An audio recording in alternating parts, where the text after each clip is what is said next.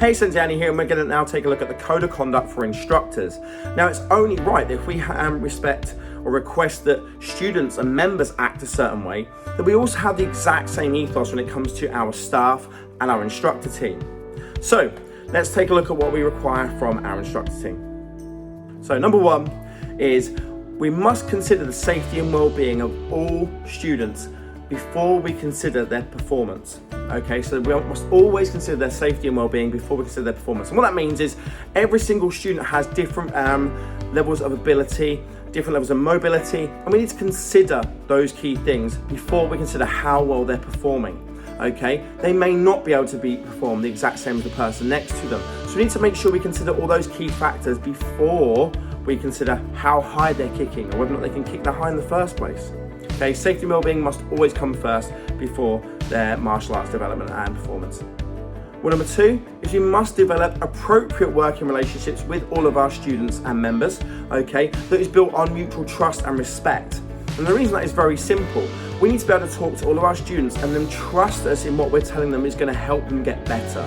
Okay, by having that level of mutual respect and trust, it means that when we tell them that this is going to help them and help them improve their ability, they can listen to us and know that we are being honest in our approach to their development.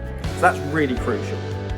Number three, we need to make sure all activities, drills, skills, etc. are all age specific and relevant to the students we're teaching. Okay, so we need to consider their ability, their age, their understanding, their knowledge level. We need to consider all those key things when we're teaching and delivering anything to our students. Because it's really important that we do the right thing for our students and we don't expect anything of them that is above their means or below them as well. Okay, it's really, really crucial we need to get that fine line between age appropriateness as well as their ability.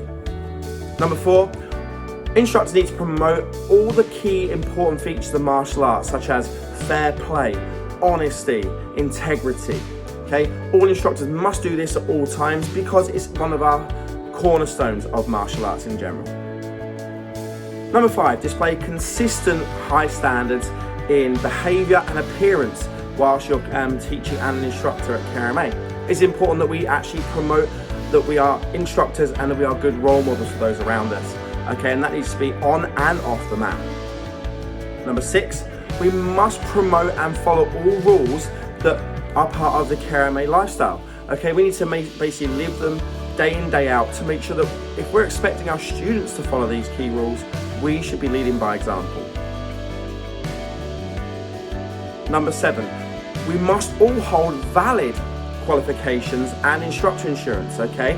So we can't do anything that is untoward. All of our grades need to be earned properly, they must be certified properly, and we must hold the correct insurance cover for those that we are teaching to make sure we're doing things the right way. Because integrity is important in martial arts and we really want to follow that.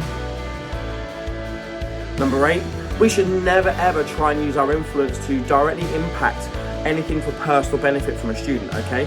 Our influence should be there for one purpose and one purpose only, and that is for the benefit of the students. Okay, so anything other than that is wrong and we are not in the business of that. Number nine, we should never condone any rule breaking of any kind, okay? So any rule breaking at all, we need to make sure that we enforce our rules, we follow our disciplinary procedure and make sure that people understand there is a consequence to actions, okay? Because only through doing that can people truly grow and develop and become better people, okay? We only know we've done something wrong if we're held to account for it. So we need to make sure we do that.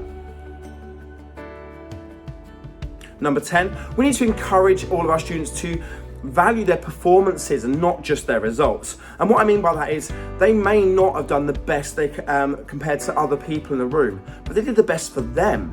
They may not pass their belt test, but others did. But it doesn't matter they didn't pass their belt test. They just did the best version of whatever they've been doing they've ever done. And they need to really recognize their performance and how much they're still growing. It's not about how many results they get, it's about how well they're doing and how they're growing as individuals. That is more important because that will help them get the results later on. Okay, so we need to make sure they recognize those performances and make sure they always get highlighted for them. Number 11, we need to encourage and promote that all students need to be responsible for their own actions and behavior. Okay, we want to make sure they understand that their development is directly proportionate to their effort levels. We need to understand that when they do one thing, this will happen as well. So for instance, we want to understand that if they train hard, they will get more results and better performance, okay? If they don't put that in the time for their training, they won't get those results. We need to make sure they are accountable to their behavior, their performances, their effort levels, okay? Because it's their journey.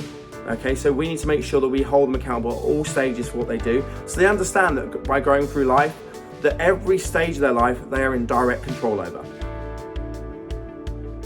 As you can see, there's a lot of rules again for instructors, but we are really mindful on this because for us to be good instructors, we need to make sure we follow the rules too. We need to be role models. We need to do those things to make sure that we promote the true core values of martial arts. So our students want to be like us. That would be an amazing achievement. So that's one of the things our instructors must do.